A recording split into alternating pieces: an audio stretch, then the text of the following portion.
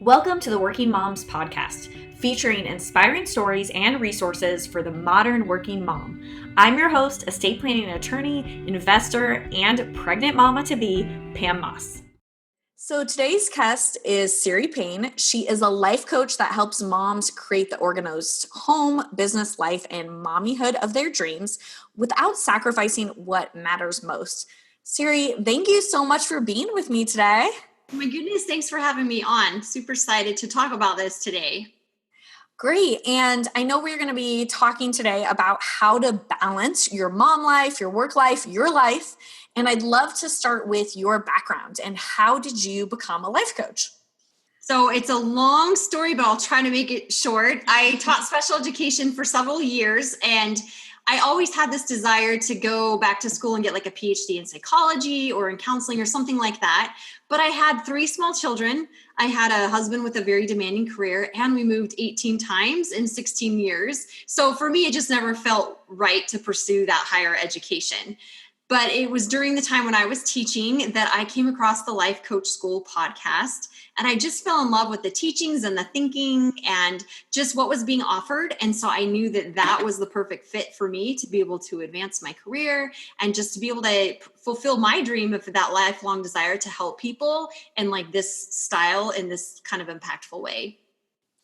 I love that. And just hearing how many times you moved in that short period of time, I was like, oh my gosh, that must have been intense. So I can see why that was kind of a big motivator for you to get clarity around this.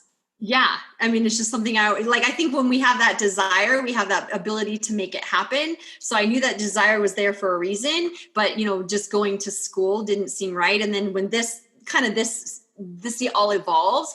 My oldest at the time was then more like 15, 16-ish. And so I'm like, well, I don't really need to go back to get a higher education. Like I need to give her a first education. So it was kind of like, and I know those are all excuses and stories we tell ourselves, but anyways, when I think that desire was there, because when this presented itself, it was just like, that's the secret sauce to allow me to do what I want and have it be really work well for our family.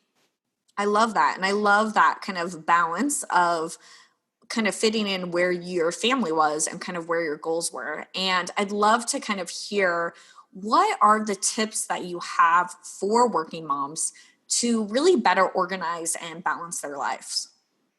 Well, of course, this is my favorite thing to talk about. And so one of the best tips that I have for working moms is to schedule and to plan.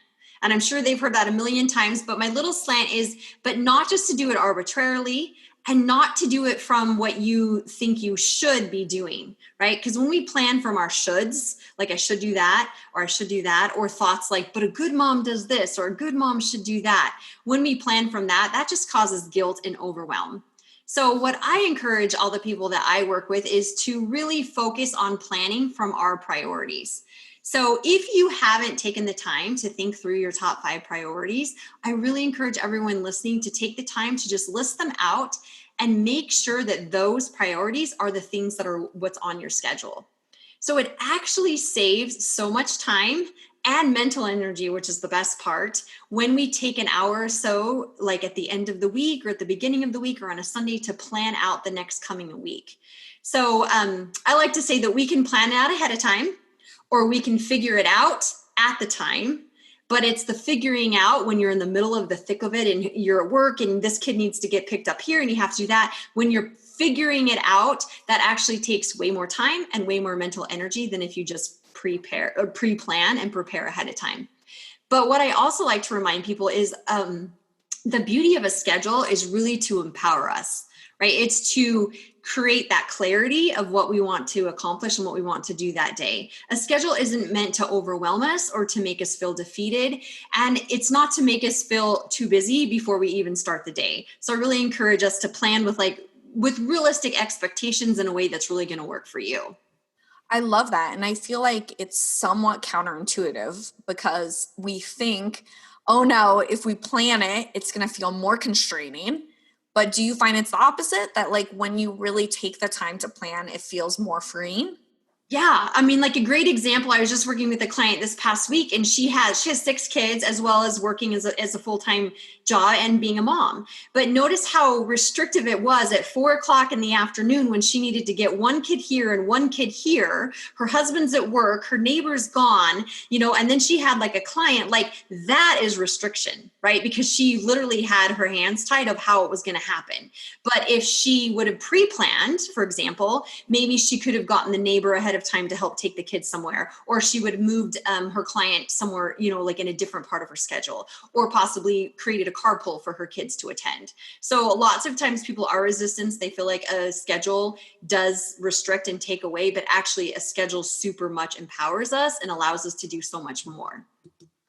And I love that. And one of the things that you mentioned was overpacking of our schedule. And that's something I commonly do and that I know people can relate to. Why is it that we overpack our schedules?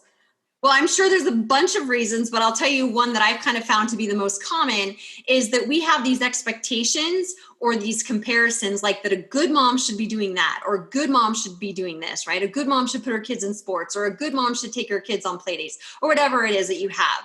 But then we have those same exact expectations for our job, right? Like a good employee should be doing this, a good employee does that, or a good business owner should do this, or they always do that.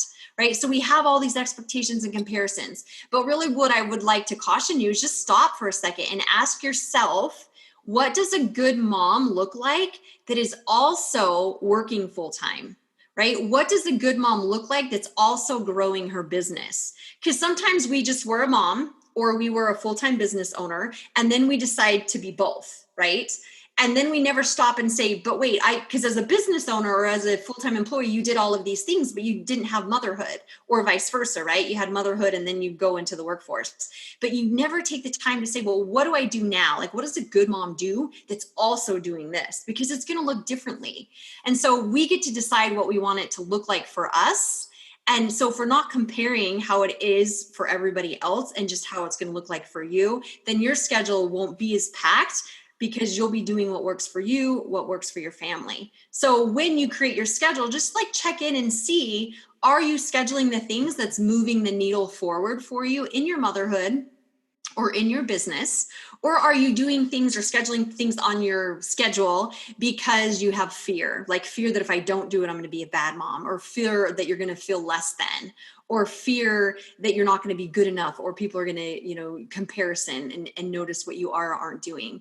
And notice if there's shoulds, right? Like you don't really want to do them, but there's shoulds, then maybe consider removing them, because the things that you want on your schedule are things that you want to be doing. You know that they're impactful.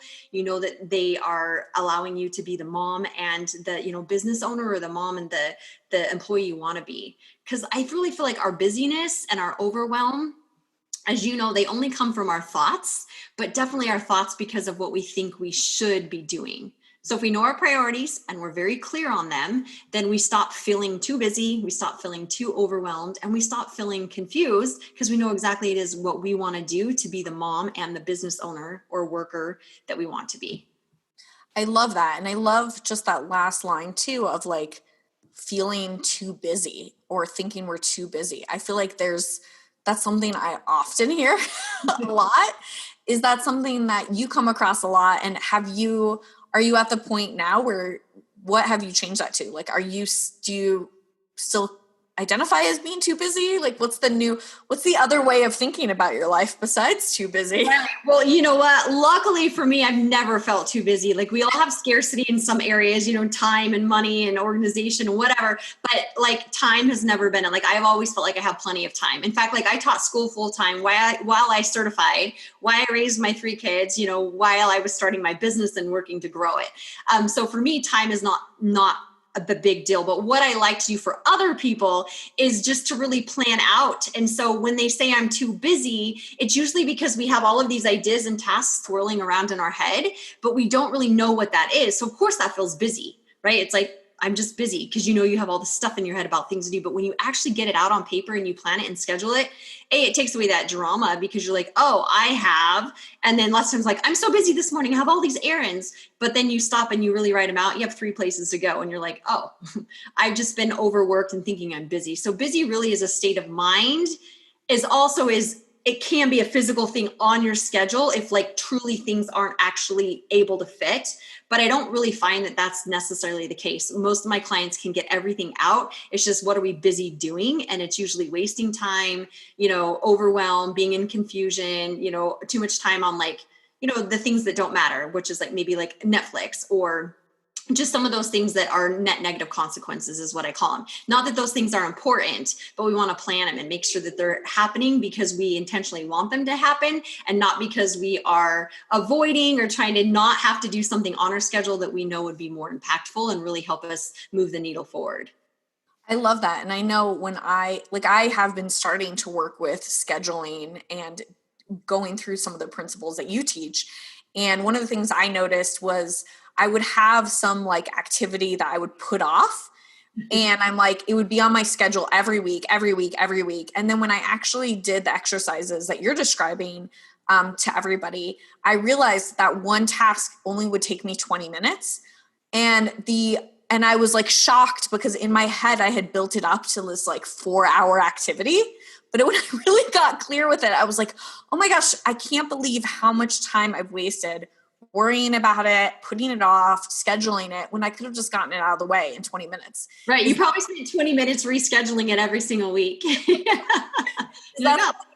Is that something you've noticed with your clients is, almost like these thought errors where we think something is going to be worse than it is. And when we actually work with a coach like you and get clear on it, it's like a totally different reality. Yes, absolutely. I mean, we're human. And so if it's not something we really think we want to do or we're not looking forward to it, we turn it into this bigger deal than it really needs to be. On the flip side, sometimes when I notice an activity that gets, for my clients and for myself, that gets pushed and pushed and pushed and pushed and pushed, stop and ask yourself, is this really even a priority or something I want to be doing or something that's important? Because if it truly was important, it would happen, right? Like if that thing, whatever you did, if it was important or necessary or a priority, you would have made time for it. So a lot of times what I do for my clients is we actually schedule less in their day, but they get more done. They feel like a more successful mom. They feel like they're growing their business faster or they're being a better employee, and they're actually doing less every day. So there's actually more time for them and less overwhelm because the things that are on our schedule aren't necessary. And we just, like I said, we're not really realizing why we're doing them. We took out that intentionality and you're like, well, I've just always done it. And so sometimes if we take some of those things out, the few things they do make a bigger impact. So it's awesome. I love that. And I love that example you gave because when you were originally kind of talking in the beginning, I think, my gut reaction as someone who's a scarcity time person was like, oh my gosh, planning. Oh my gosh, spending an hour planning. Like it feels really intimidating at first. But then as we've been talking and you've been breaking it down and kind of describing how actually, no, we can actually get rid of more stuff. You're going to feel like you have more time. I feel myself feeling so much more free, even just in the period of our conversation. So I can only imagine how your clients feel working with you and going through that process and having that outside person, because you need that to get you out of your head. They definitely do. Because like we're holding on to all these things we have to do. And we're like, oh, I'm going to get a coach and she's going to help me be better in these ways. So you're thinking they're adding to it. And really I'm taking away a lot of stuff. And we're just doing like what's intentional and what's purposeful and what are your priorities. And we're getting rid of stuff that's not helpful. I love that. And so I had posted that I was going to be interviewing you and got a few questions from social media. And the first question that I got was, how do I get out the door in the mornings? If I'm not on the ball, it can be so stressful. And what is your recommendation for someone who really is just struggling getting herself and her kids out the door? All right. I think I probably have enough. So just stop me if you're just like, hey, that's enough. You're blowing my mind. Not blowing it in a good way, but also like, But of course, we've heard this a bunch and it's probably not super helpful, but I'm going to turn it into being helpful. But plan and prepare the night before as much as possible, right? But then you're like, but I'm too exhausted. I'm too tired. I don't want to plan and prepare the night before. So I get that. But here's how it kind of looks if we think backwards is what I like to say to my clients. So if you think, okay, if I want to get to the office by a certain time every day, let's say it's 9:00 or whatever, then you list out or you think through all of the things that you have to do in order before you can leave the home, right? And so this isn't something you're going to have to do every single night. Once you kind of do it once, we're usually human creatures in habit, and kind of our mornings look the same. But you have to plan out, like, are you showering in the morning? Do you have kids to get out the door and get ready and fed? Do you want to eat? Do you want to pack a lunch, not pack a lunch, right? And so what you need to do is figure out what are those things that you need to do or want to do to get out of the door at a certain time. And then that, of course, will answer what time you need to wake up. So a lot of times people just think, like, I want to wake up at this time, and it's either completely too early and they could actually have more sleep, or they wake up and it's too late. And then of course they feel rushed and they feel like they're always too busy. So if you just think backwards, you'll know the perfect time for you to wake up. And then I really encourage my clients, and to anyone, creating a schedule, to really just plan a little extra time for the unexpected, whether that's a child, they need fed, they're, not wanting to get dressed right away. There might be traffic or a line at your favorite soda or coffee shop or something like that. Because what we tend to do when we create schedules is we often plan from like our best case scenario. And then we wonder why we're always less straight. Then we wonder why, I was going to say two words at the same time, why we are always late, or why we're always feeling very stressed and overwhelmed. And so if we plan with some buffer time, and if we plan that the expectation is there's always going to be unexpected events. And I don't really say that from like that negative standpoint, but just like, that's just life. It's morning, we have kids, there's traffic, like there's always going to be something that we didn't expect. But the good news is when you get to your destination early, then you can have some me time and some time for you to decompress or do whatever it is that you want before you start your workday. I love that. And I love kind of breaking it down both based on tasks and really just getting the clarity around how much accurately it's going to take, right? Because a lot of times we do have that kind of best case thought in our heads when we're planning, and then it really just sets us up for failure. So I totally, it's so simple, but yet my mind is blown because it would really, really game change that kind of process for everyone. So I love that. All right. Our second question was mom guilt, how to deal with mom guilt over really balancing kind of your work life and your mom life. This is one I get a lot. And the fun thing I like to do is explore with my clients is to really ask themselves, like, what is not balanced, right? What do you want to change, or what do you want to be different in your life? And really like be specific, because I hear this a lot. Like, I need more balance in my life, or I want to balance my life and my relationship with my husband. But what is the balance you desire, right? So when we just say a balanced life, we're not being specific. So we don't really know what we want to balance. So we'll always feel unbalanced, right? Because if we don't know what it looks like, then we're just going to get to feel unbalanced because we won't really know what we're doing. Like, I want a cleaner house. Well, what do you want cleaner about it? And if your husband was the one cleaning it or whatever, and he didn't do the one thing you wanted, which was like remove the cups and put them in the sink, then you're still going to feel like that the house isn't clean, right? Because that was the one thing you're worried about. So if you know your priorities, again, that's like my biggest thing that I work on with all of my clients, then you know what's important for you, and then you know what you're trying to balance. So I like to share this story a little bit with my clients just about balance priorities, but also like expectations. But pretend like you went to like a Target, like a shooting range place, and you went there all day long. But on this range, instead of having your own lane, there were like targets all over on one wall, right? And so you spent your whole day working, you spent your whole day trying to shoot these different targets. You were learning, you were evaluating, right? You were working hard. So all those things that we do as a mom, right? And you're giving attention to all of these targets, and you're just moving in all this direction. And at the end of so they tell you though that there's a special price target, but they don't tell you which one. And at the end, they'll say, okay, at the end, when you're all done, we'll tell you if you hit your special target, right? And that's the one that's going to make you feel like that balance, like success and achievement, like you did it right. And so you get done, you work hard all day, you learn new skills. And then you're like, did I win? Did I hit the special target? And they're like, oh, I am so sorry. The employee that knows what the special target is, they're gone. They're not here anymore, right?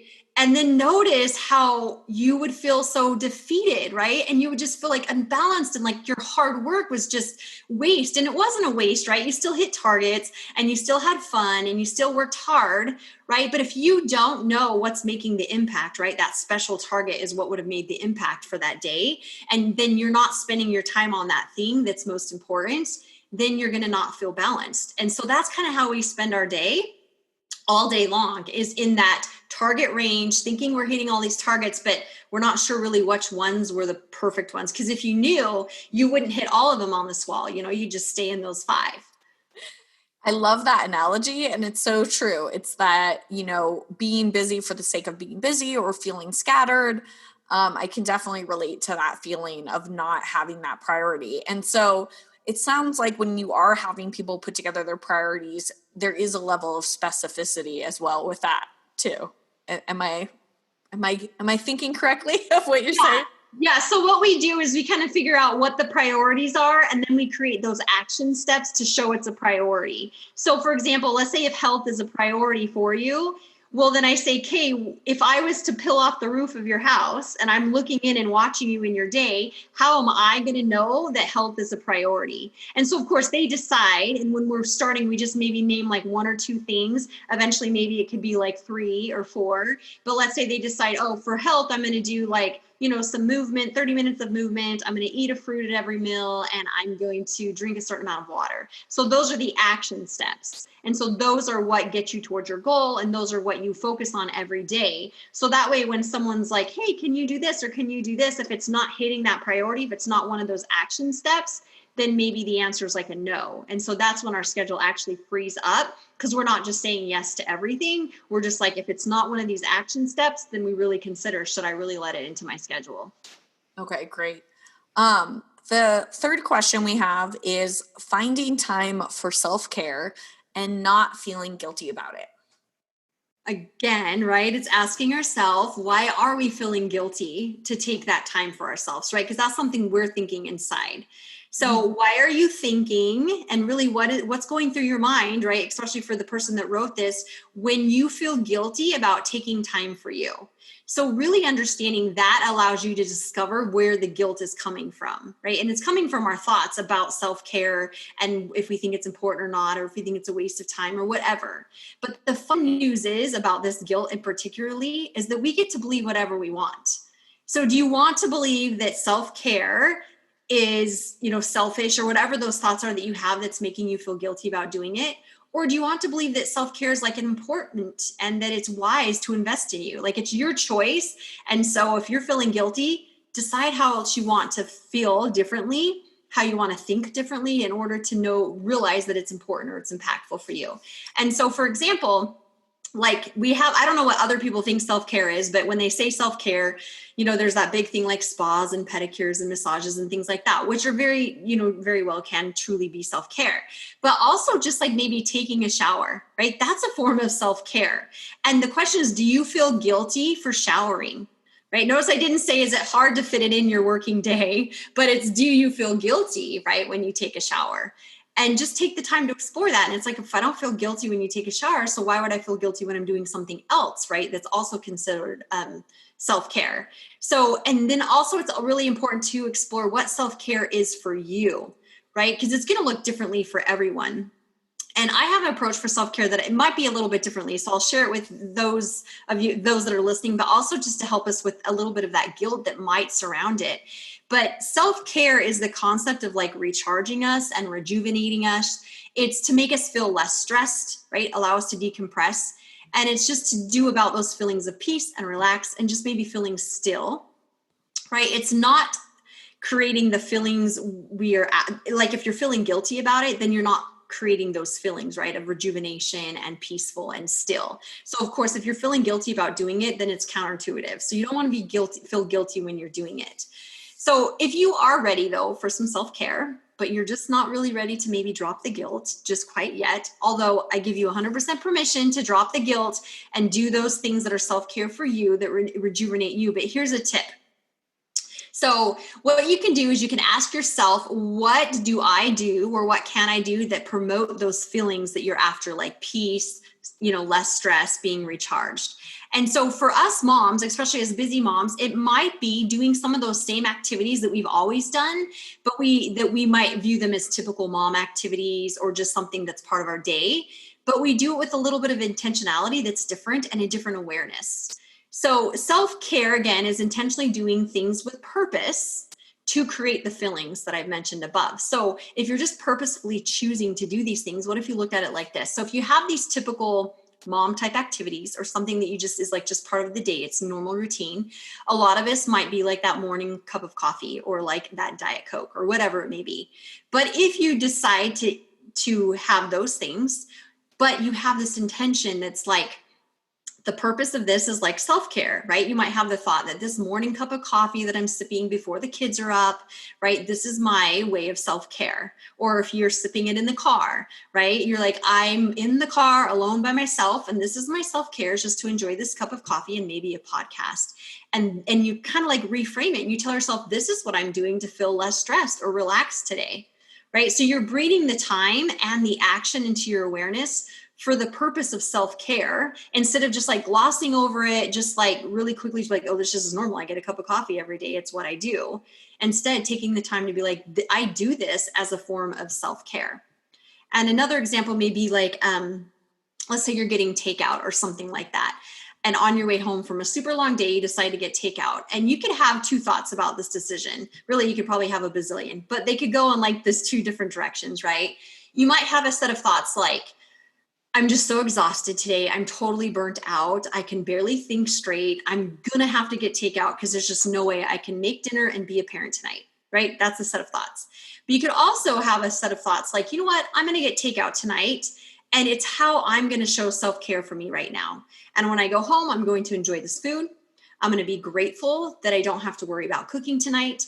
And what I want to notice for you guys is notice how you feel differently in those set of thoughts, right? Like one of them is like, I can barely think straight. I have to get takeout before I die. And the other one is like, you know what? I want to care for myself and enjoy my family. So I'm going to get takeout.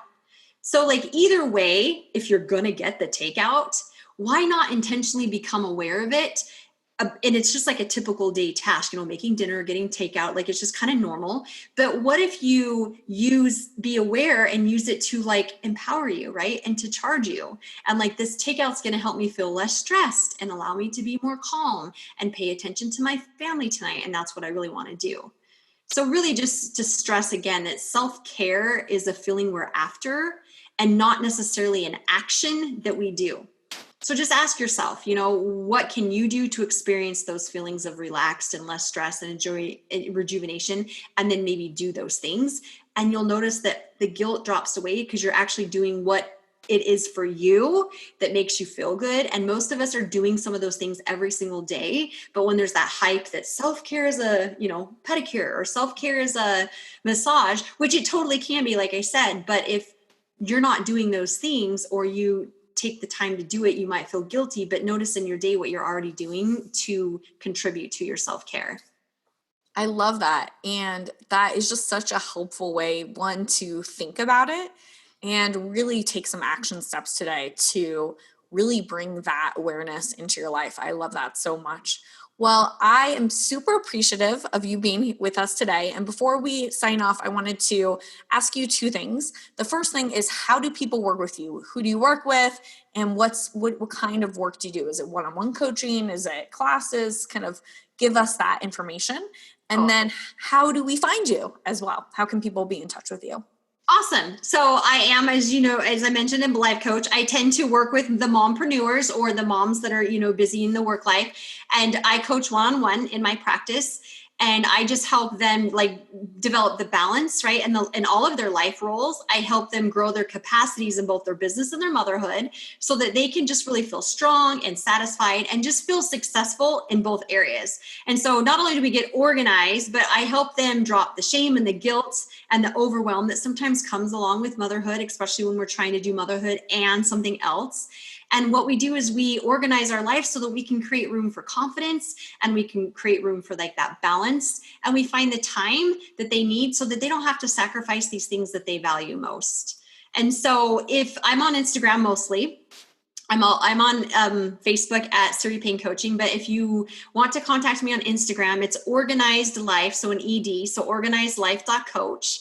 And so if you did like what you hear today, I do offer a free consultation session where we can just really discover what's keeping you from feeling balanced, where your stresses are in life, what do you want, how you want your life to work differently. And then you can just work with me on this call, and we can just really develop an action plan for what it would look like for you moving forward to be able to develop the life you want and have the balance that you want. So anyways, they can find me on Instagram for that. Click the link in my profile and it will direct them to a free session if they want to discover more about what we talked about today.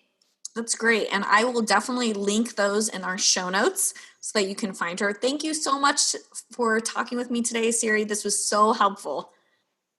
Thank you for having me. I enjoyed sharing it.